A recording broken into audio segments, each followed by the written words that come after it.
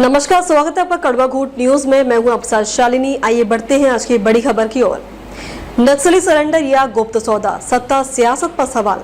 छत्तीसगढ़ में जड़ से नक्सल के खात्मे को लेकर प्रयास युद्ध स्तर पर जारी है।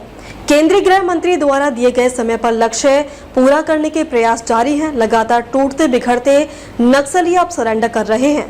अब छत्तीसगढ़ की सियासत में इसी सरेंडर और पूरे सिस्टम पर गंभीर आरोप लग रहा है। पीसीसी चीफ दीपक बेज ने बड़ा दावा किया कि क्या सरकार और नक्सलियों के बीच किसी गुप्त डील की स्क्रिप्ट लिखी गई है। सरेंडर था या साजिश का नया अध्याय? देखिए गंभीर आरोप और उस पर भी छिड़ी सियासत पर एक रिपोर्ट। पीसीसी चीफ दीपक बेज का गंभीर आरोप, क्या नक्सली सरेंडर के पीछे है गुप्त डील? सरकार और नक्सलियों के बीच गोपनीय वार्ता का दावा। एयरपोर्ट में बंद कमरे में चर्चा का क्या है राज? सरेंडर स्थल पर क्यों नहीं पहुंचे शीर्ष नेता? रूपेश उर्फ अभय को मीडिया से क्यों रखा गया दूर? सरेंडर या साजिश, नक्सल ऑपरेशन ठप, सियासत गरम। दरअसल नक्सली सरेंडर के नाम पर छत्तीसगढ़ की सियासत में भूचाल आ गया है। पीसीसी चीफ दीपक बेज ने सरकार पर गंभीर आरोप लगाते हुए पूरे नीति और सरकार पर सवाल उठाते हुए कहा कि सरकार और नक्सलियों के बीच गुप्त वार्ता हुई है और ये पूरा सरेंडर किसी बड़ी डील का हिस्सा हो सकता है। मुख्यमंत्री और दोनों उप मुख्यमंत्री एयरपोर्ट पहुंचे और वहां करीब 1.5 घंटे तक बंद कमरे में चर्चा हुई। लेकिन सवाल ये कि सरेंडर स्थल पर सरकार क्यों नहीं गई? सिर्फ प्रेस कॉन्फ्रेंस का लौट आए नेता, क्या ये सिर्फ एक औपचारिकता थी? दीपक बेज का कहना है कि रूपेश उर्फ अभय, जो बड़ा नक्सली चेहरा बताया जा रहा है, उसे मीडिया के सामने क्यों नहीं लाया गया? सरेंडर का चेहरा जनता से क्यों छिपाया गया? क्या सरकार कुछ ऐसा छिपा रही है जो सामने नहीं आना चाहिए? उधर नक्सल ऑपरेशन मानो ठहर गया है। मैदान में सन्नाटा है, जवान इंतजार में है और सियासत गर्म है। अब सवाल उठ रहा है कि क्या छत्तीसगढ़ में झीरम 2 की साजिश रची जा रही है? सवालों का अंबार है, जवाब कोई नहीं।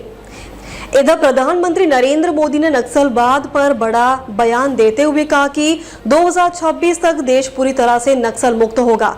वहीं उप मुख्यमंत्री अरुण साव ने कांग्रेस पर पलटवार किया और कहा कि कांग्रेस को प्रधानमंत्री का विजन समझ नहीं आता। 5 साल उन्होंने सत्ता में रहकर नक्सलियों को पाला पोसा और अब सवाल पूछ रहे हैं सरकार से। साफ है, नक्सल सरेंडर का मुद्दा अब राजनीतिक जंग का नया मैदान बन गया है। दीपक बेज के आरोपों पर अब भाजपा ने भी करारा पलटवार किया है। बीजेपी विधायक अजय चंद्राकर ने कहा कि कोई गुप्त वार्ता नहीं हुई, बल्कि कांग्रेस का ही पुराना नाता रहा है नक्सलियों से। जब वे सत्ता में थे तब क्यों नहीं जागे?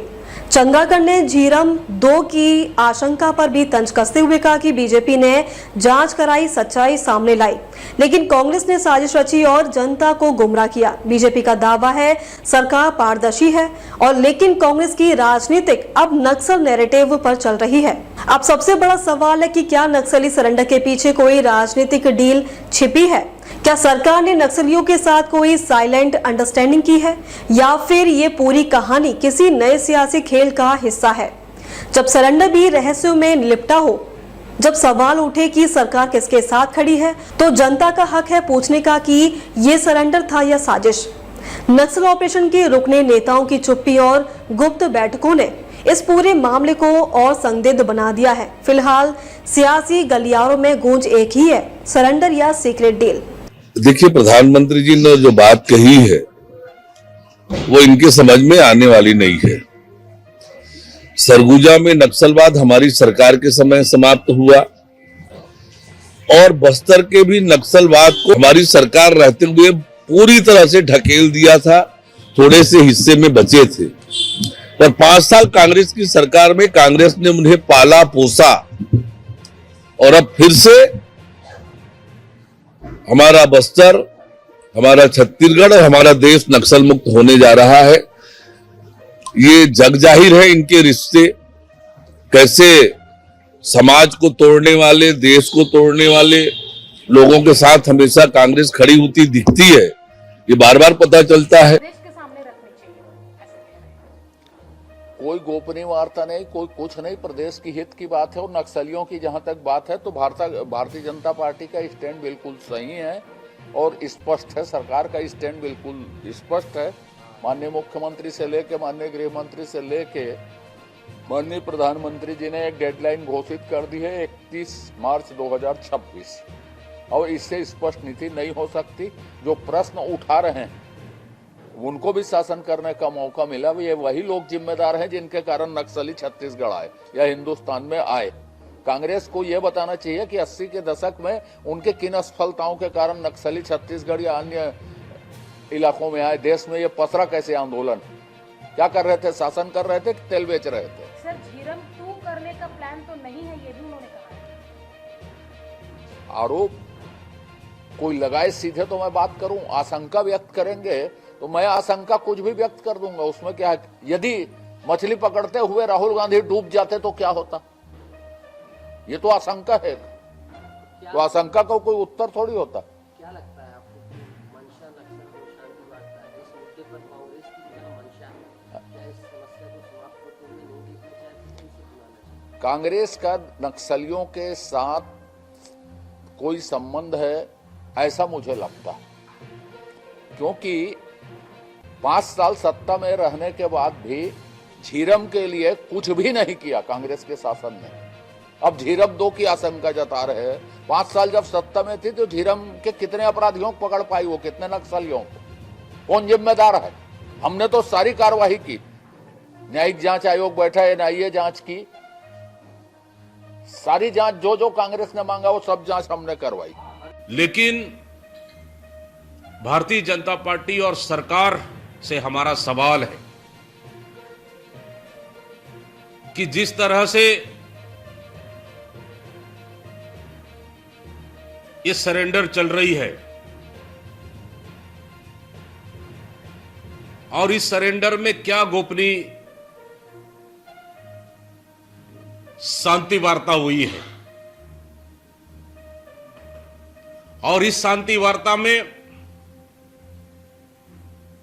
सरकार और नक्सलियों के बीच में क्या डील हुआ है, यह प्रदेश की जनता को, सरकार को बताना चाहिए। वो इसलिए कि जब 210 नक्सली जगदलपुर में सरेंडर करते हैं, मुख्यमंत्री, दोनों उप मुख्यमंत्री जगदलपुर पहुंच भी जाते हैं सरेंडर कराने, लेकिन 1.5 घंटे तक रायपुर, ये जगदलपुर के दंतेश्वरी एयरपोर्ट में वो एक कमरे में बंद करके चर्चा करते हैं और जहां सरेंडर होती है वो सरेंडर स्थल भी नहीं जाते हैं। वो सरेंडर, जबकि सरेंडर पुलिस प्रशासन के अधिकारी करा रहे हैं, जबकि सरेंडर के वक्त मुख्यमंत्री और पूरी सरकार जगदलपुर में मौजूद थी। क्यों सरेंडर स्थल में नहीं गई सरकार? मुख्यमंत्री, दोनों उप मुख्यमंत्री क्यों नहीं गए? सबसे बड़ा सवाल। जबकि सरेंडर के वक्त उसी एयरपोर्ट में 1.5 घंटे तक बैठे रहे वो, सरेंडर कराने तक, और सरेंडर के बाद सिर्फ फॉर्मेलिटी, एक प्रेस कॉन्फ्रेंस कर वापस आ गए। और आज तक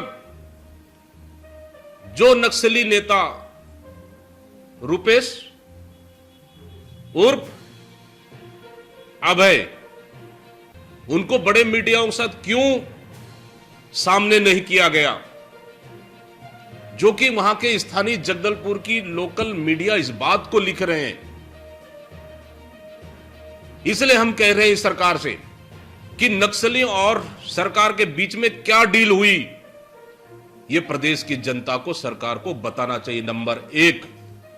नंबर 2, और इसके बाद पूरी बड़े ऑपरेशन बस्तर में बंद हो चुकी है। क्यों? इसलिए मैं कह रहा हूं, क्या डील हुई जो पूरी ऑपरेशन नक्सल ऑपरेशन पूरी तरह से बंद हो चुका है, मूवमेंट पूरी तरह से थम चुका है प्रदेश में। नंबर 2, नंबर 3, कहीं झीरम 2 करने का इरादा तो नहीं? सरकार कहीं नक्सलियों से डील कर, पूरे ऑपरेशन बंद कर, कहीं झीरम 2 करने का इरादा तो नहीं है क्या? यह हमारा सबसे बड़ा सवाल है। प्रदेश की जनता को, सरकार को बताना चाहिए, जो सच्चाई अभी तक छुपाते आ रही है। गृह मंत्री का क्या संबंध है? गुपचुप गुपचुप वीडियो कॉल और अन्य माध्यमों से बात हो रही है जो मुख्यमंत्री को भी नहीं पता क्या बात हो रही है। इस पे सरकार को, पूरे प्रदेश की जनता को बताना चाहिए। अब तक के लिए बस इतना ही, फिर होगी आपसे मुलाकात। तब तक के लिए नमस्कार और देखते रहिए कड़वा घूट न्यूज।